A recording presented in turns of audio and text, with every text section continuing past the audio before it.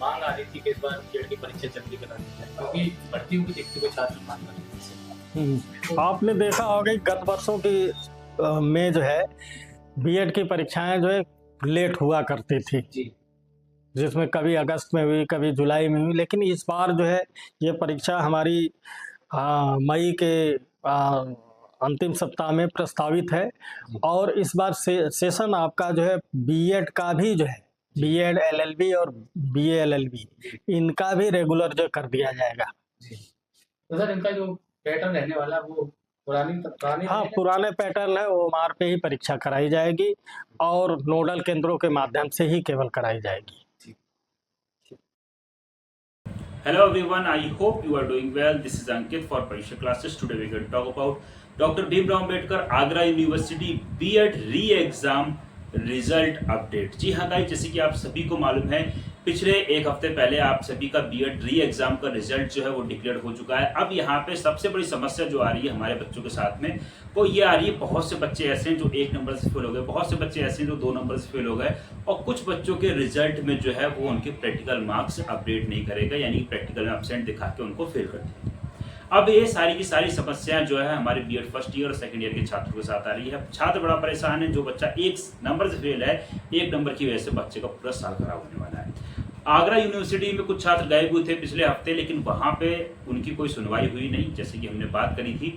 तो वहां पे बच्चे गए थे, लेकिन उसमें हुआ क्या कि उसमें बच्चों ने अपनी एप्लीकेशन दी, और एप्लीकेशन देने के बाद उन्होंने एप्लीकेशन ले ली, बता दिया कि आपका रिजल्ट जो है वो अपडेट कर दिया गया, लेकिन रिजल्ट में कुछ भी अपडेट नहीं हुआ। ठीक है, अब यहाँ पे जितने भी छात्र हैं उन सभी के लिए हमने यहाँ पे कुछ कदम उठाए हैं। जो चीज़ें हमारे तरफ से हो पाई, जितना हम कर सकते थे वो चीज़ हम यहाँ पे कर रहे हैं। तो सबसे पहले इस वीडियो को जितने भी कैंडिडेट देख रहे हैं, वीडियो को लाइक कर दिएगा, साथ ही साथ वीडियो को शेयर जरूर कर दिएगा, क्योंकि जितना शेयर करेंगे इस वीडियो को उतना आपके लिए बेनिफिट होने वाला है। क्योंकि जितने ज़्यादा से ज़्यादा संख्या में 16 तारीख जो मैं बोल रहा हूँ उसको गौर करिएगा, 16 अप्रैल को सुबह 10 बजे जितने ज़्यादा से ज़्यादा लोग आगरा यूनिवर्सिटी पहुंचेंगे, आप सभी के लिए बेनिफिट होने वाला है। क्यों बेनिफिट होने वाला है उसके बात करने वाले हैं हम। तो यहाँ पे हमने आप सभी से जैसे बात करी कि आपकी जो ऑफिशियली वेबसाइट पे हेल्प डेस्क है, ठीक है, उसमें आप सभी को अपना जो भी शिकायत है वो सारी की सारी शिकायत दर्ज करनी है। उसके आने में एक लेटर, एक एप्लीकेशन लिखना है, ठीक है, जो कि 3 लोगों के लिए लिखना है। ठीक है, एक लेटर आप बीएड डिपार्टमेंट जमा करेंगे, एक लेटर जो है परीक्षा नियंत्रक डॉक्टर ओम प्रकाश सर है उनको देने वाले हैं, और एक लेटर जो है वो आप हेल्प डेस्क जो है उसको देने वाले हैं। अब यहाँ पे जो छात्र परेशान है, उनके जो क्वेश्चन है, प्रश्न है, उनके ऊपर मैं बात करता हूँ यहाँ पे कि जो छात्र 1 नंबर से फेल है वो क्या करने वाला है, ठीक है, प्रैक्टिकल में एब्सेंट लगी है उनको क्या करना है, और कॉपी रीचेकिंग कैसे करवानी है। ठीक है, तो यहाँ पे जो छात्र अब्सेंट है उनके लिए तो कह सकते हैं कि चीज़ें अच्छी हैं, कि जो अब्सेंट है उनका काम क्या है, तो उनका पहला काम यह है कि एक एप्लीकेशन लिखनी है। ठीक है, एप्लीकेशन में आपको क्या क्या चीज़ें मेंशन करनी है, यानी कि आपका जो पिछले 1 हफ्ते पहले आपका जो रिजल्ट आया है उसमें आप एब्सेंट शो हो रहा है, तो आपको सिंपल सा एक एप्लीकेशन लिखनी है कि आप मेरा रिजल्ट में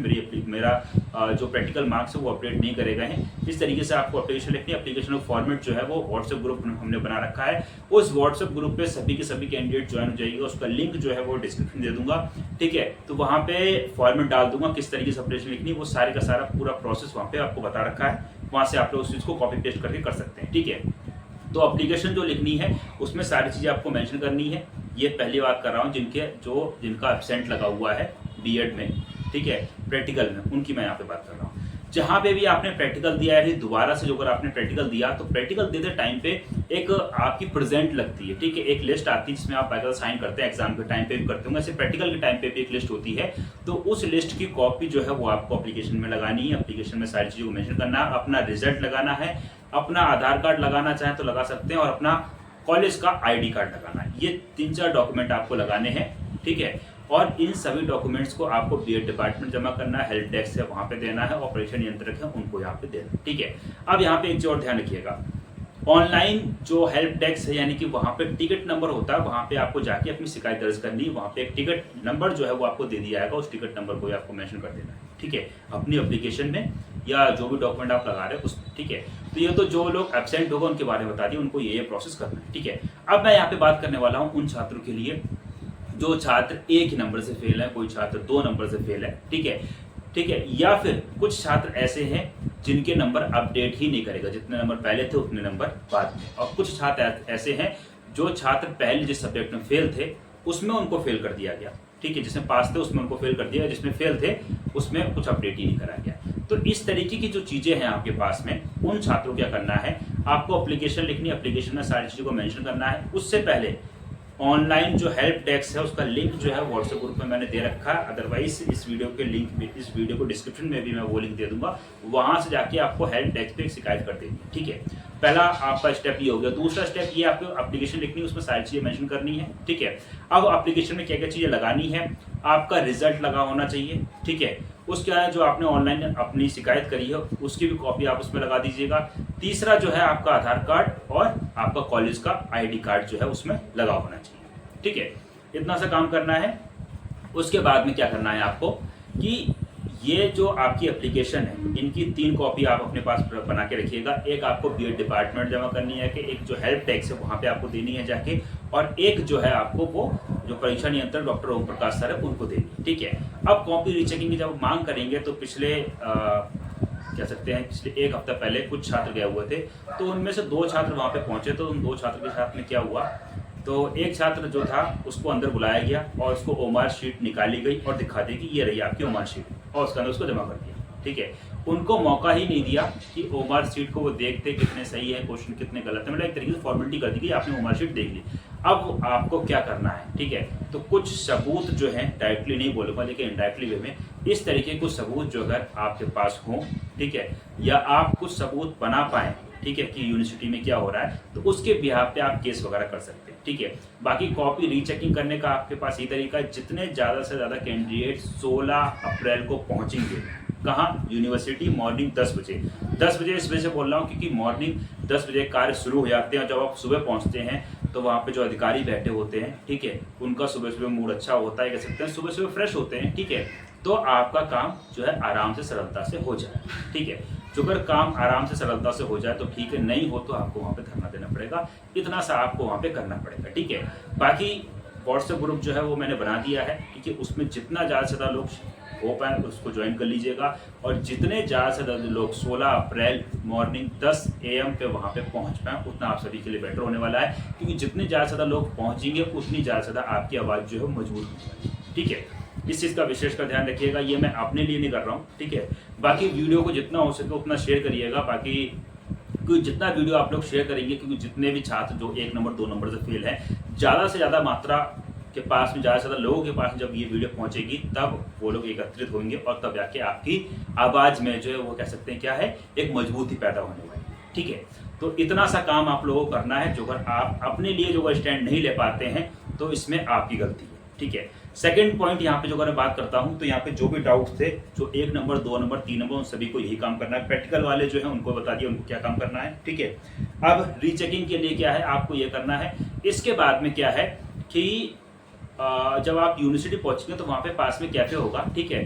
तो कैफ़े से आप RTI फाइल करवा दीजिए, जो अगर ऑनलाइन वहाँ पे हो जाती है तो। बाकी जो छात्र गए थे उन्होंने बताया कि आपकी जो ओमार शीट है वो ऑनलाइन पढ़ चुकी है, तो कैफ़े में जाके वहाँ से अपनी ओमार शीट निकलवा लीजिए, देखिए कि पढ़ी भी है ऑनलाइन की नहीं पढ़ी है, ठीक है। कई बार होता है फालतू ही बोल देते हैं कि आपकी ऑनलाइन जो है ओमार शीट पढ़ी, आप उसको डाउनलोड कर लीजिए, आप चेक कर लीजिए, ठीक है। तो ये काम भी आपको वहाँ पे करना है, ठीक है।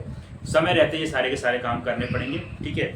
अब इस वीडियो को जितना हो सके उतना शेयर कर दीजिएगा, मेरा इसमें कोई हित नहीं है, ठीक है। उसके बावजूद भी कुछ पॉजिटिव कमेंट आएंगे, कुछ नेगेटिव कमेंट आएंगे, और पिछले एक हफ्ते में काफ़ी सारे पॉजिटिव नेगेटिव कमेंट्स जो हैं वो आते जा रहे हैं, बट मेरे को उससे कोई फ़र्क नहीं पड़ता। बस ये है जो छात्र हैं जिनका 1 या 2 नंबर से पूरा साल बर्बाद होता है, ठीक है, फिर पूरा कह सकते हैं पैसे बर्बाद होते हैं, और फिर जो आगे भविष्य में चीज़ें देख रखी होती हैं वो चीज़ें नहीं हो पाती, तो कहीं ना कहीं छात्र के साथ गलती होता है, ठीक है। कभी मैं भी छात्र था, आज भी मैं छात्री हूँ, अपने आप को मैं अध्यापक नहीं मानता, क्योंकि इस वजह से ही मैं आप लोगों के साथ खड़ा हुआ हूँ, ओके।